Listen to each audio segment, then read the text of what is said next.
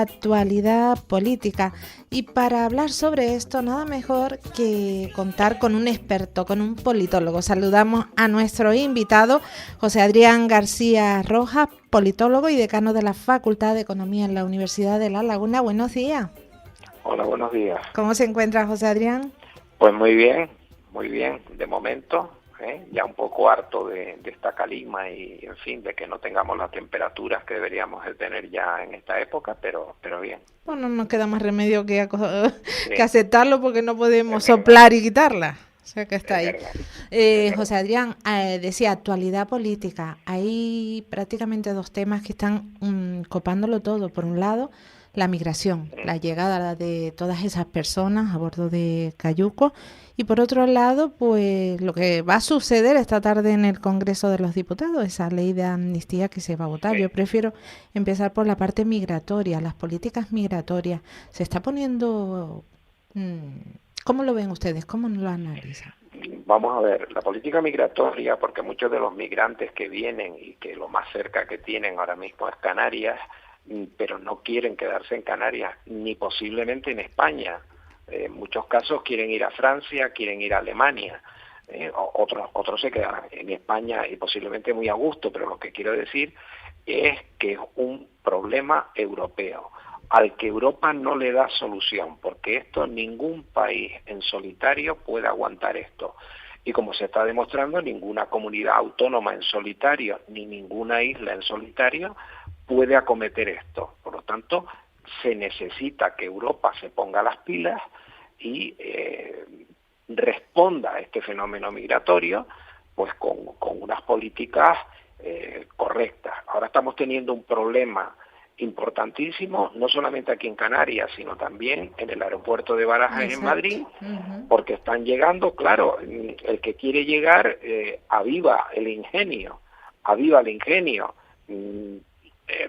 Bueno, ya veremos si todos los solicitantes de asilo, pues verdaderamente solicitan asilo o lo que quieren es tener posibilidades de un futuro mejor, que es lo que se puede sospechar, pero claro, no se puede soportar esa presión tan enorme que se está llevando, porque esto es una bomba de relojería.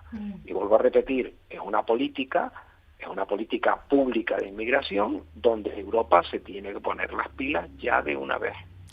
Y ya en el terreno nacional, yo le digo porque Sí, cuando escucho, siguiendo en migración, cuando escucho informativos nacionales hablando de los migrantes, hacen referencia los migrantes de Canarias que tienen que ser repartidos.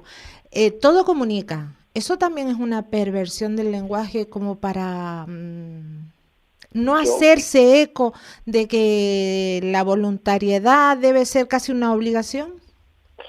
Yo lo que pienso es que no se debe emplear, yo creo que no se debe emplear ningún término, digamos, de señalar con el dedo, ni para el inmigrante, yo no creo que nadie de buen gusto se meta en una de estas barcazas cayucos y atraviese el mar sin saber si va a conservar su vida o no. O sea, eso en primer lugar, tomar la decisión de irte a otro sitio y las condiciones que te va, es algo que se toma con seriedad y viendo los pros y los contras.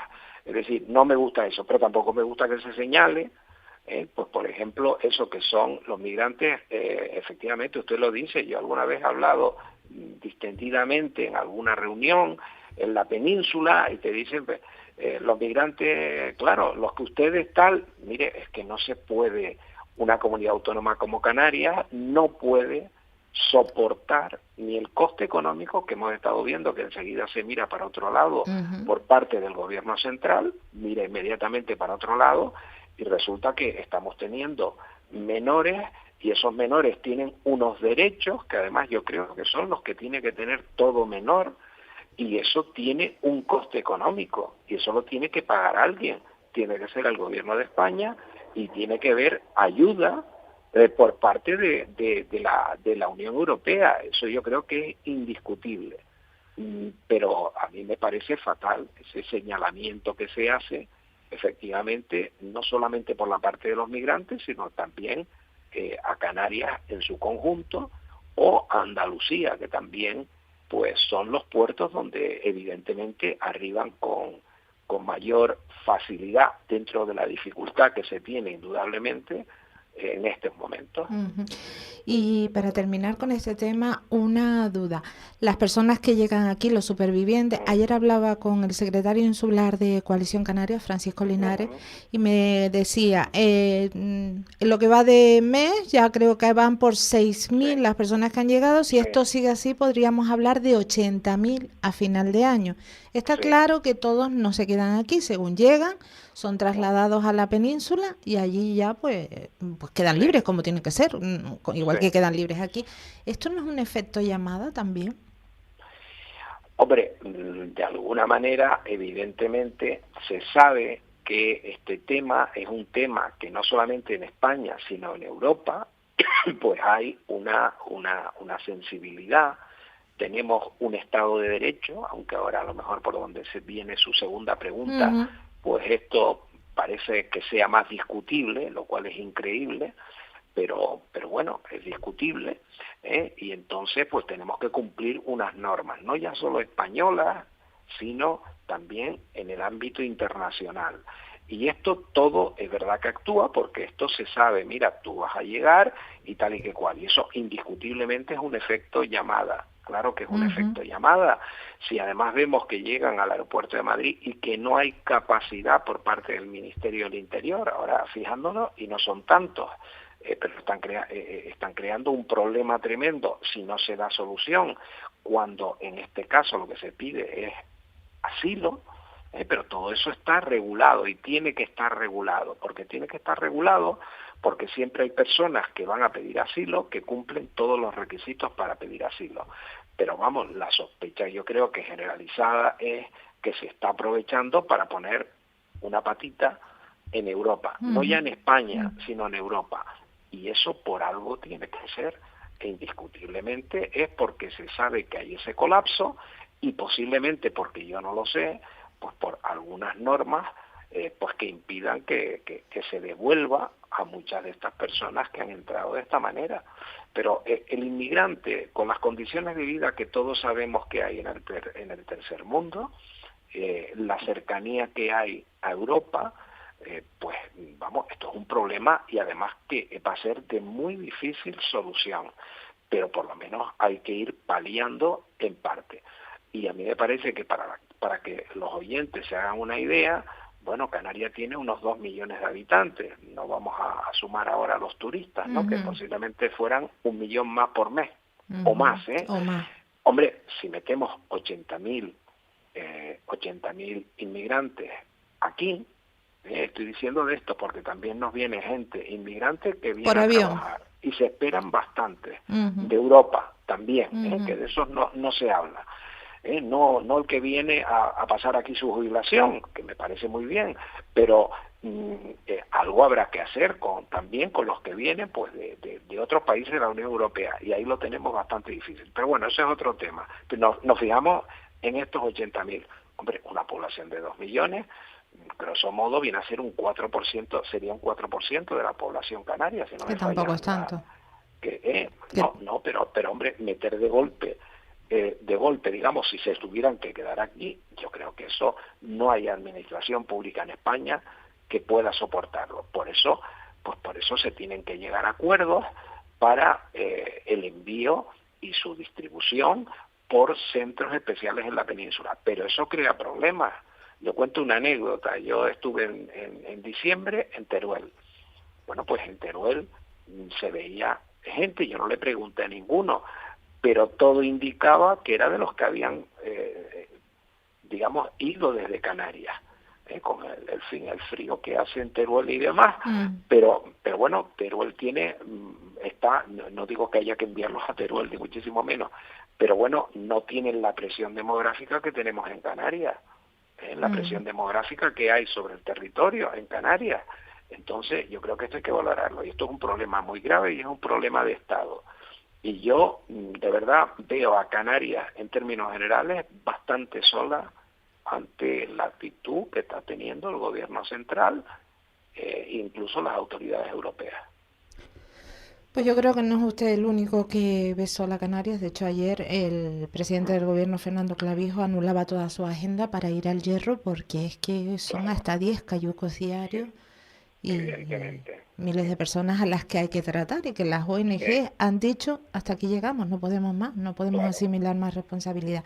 El otro tema que quería poner sobre la mesa en los Ujú. micrófonos es el de la ley de la amnistía. Al principio, una vez que se pone en marcha Sí, la actual legislatura, somos muchos los que dijimos, esto no llega a nada, esto es puro teatro, pero lo cierto es que esta tarde se vota que sí, llega esa ley. sí, se vota negociando, bueno, negociando, o hay una parte que parece que está entregada absolutamente porque acepta todo, negociando, pues cada vez que se descubre por parte de los jueces la posibilidad de los indicios de un nuevo delito, que no se acoge a lo escrito en la ley de amnistía. La ley de amnistía, hay una duda, yo creo que bastante razonable. Yo no sé quién tendrá la razón al final, eso lo tendrá que decidir el Tribunal Constitucional, y las reglas del juego son que lo que diga el Tribunal Constitucional, guste o no guste, habrá que aceptarlo, Exacto. lo cual no significa que no deje de ser una interpretación de la Constitución pendiente, lamentablemente, en mi opinión, de unas mayorías políticas. Pero bueno, dicho lo cual, ¿eh?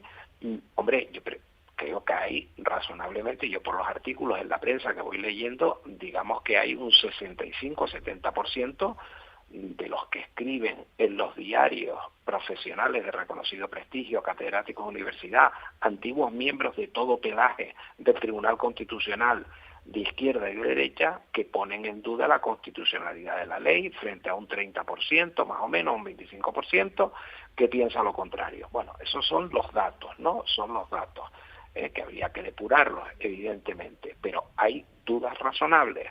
Pero la duda más razonable de todas es que el día antes de las elecciones ¿eh?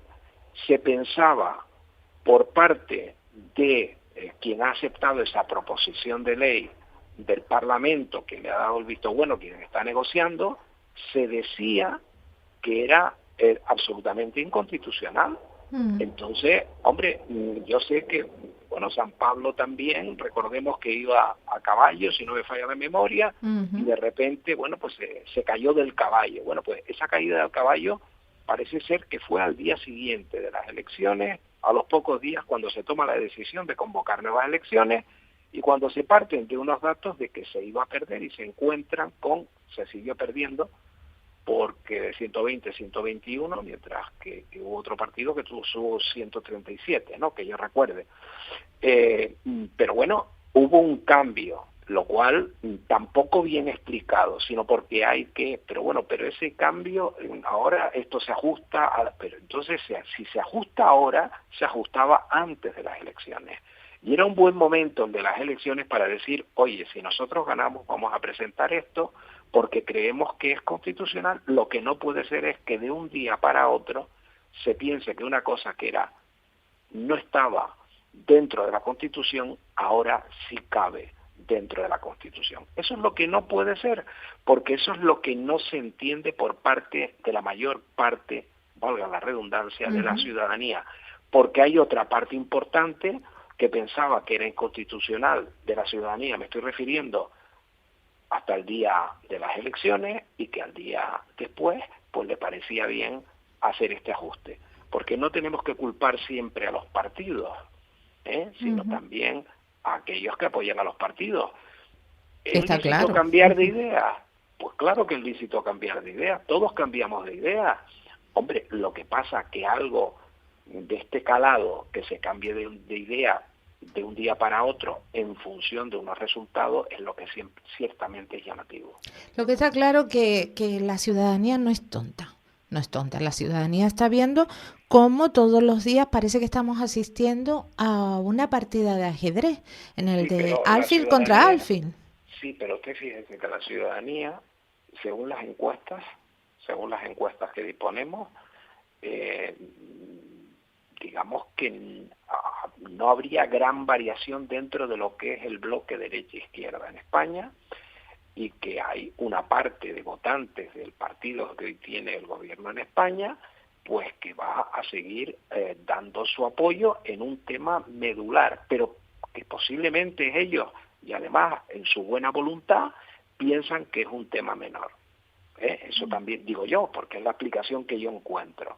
O sea que yo también, en estas cosas, las elecciones sirven para algo. Entonces yo pienso que hay una gran parte de la ciudadanía española que piensa que este tema no es un tema medular. Lo pensaba hasta el día de las elecciones generales, pero a partir de ese día han ido cambiando, por la razón que sea, o porque esto es como el fútbol, aunque gane pegando patadas, yo soy del Barcelona o yo soy del Real Madrid, aunque sea a base de patadas que se gane. Eso se entiende con el deporte. A mí me parece que en un país como España, donde tenemos un sistema educativo, donde había mucho que mejorar, pero que indudablemente se cubre la educación hasta llegar a la universidad de aquella persona que reúne las condiciones, bueno, pues yo pensaba que, en fin, que estas cosas podían tener un poco más de importancia. Pero siempre hablamos de los partidos y nos olvidamos de aquellos que los apoyan y que están, para decirlo claramente, que tragan cualquier cosa.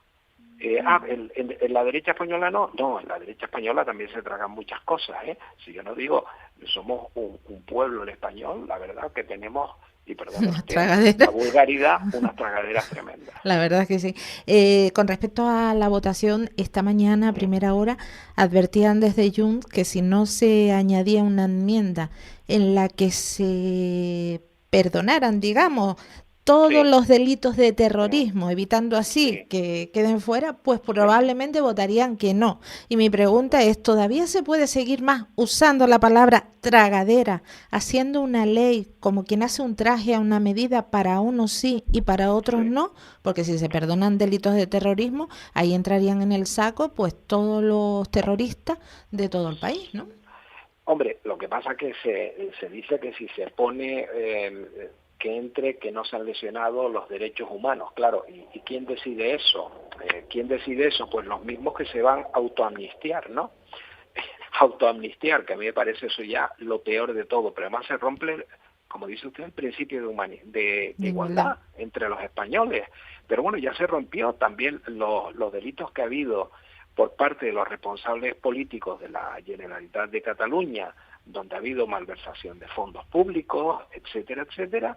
Bueno, aquí en Canarias tenemos gente que por bastante menos dinero y sin crear la alarma social que crearon ellos en España, pues resulta que siguen en la cárcel. Y posiblemente, pues, nos parezca bien porque está o no nos parezca tan bien, pero indudablemente se estarán preguntando, pero bueno, ¿y por qué ellos sí y yo no? Y bueno, yo sé lo que se dice, bueno, porque acabamos un problema, sí, pero ¿por qué yo sí y yo no? ¿Por qué se ha hablado incluso de que los Puyol entren que no tienen nada que ver, o la que fue presidenta del Parlamento de Cataluña, que tampoco tiene nada que ver con esto? Pero como dice usted lo del terrorismo, cuando los jueces aplican lo que están aplicando, porque hay gente que dice que es que no es compatible una cosa con otra. Bueno, el Partido Socialista, que es el primero que lo dice también que las manifestaciones por delante de su sede en Ferraz, que la verdad es que debe de ser un rollo soportar esto todos los días, sobre todo los vecinos. Es lo que hay. Pero claro, pero es lo que hay, ¿no?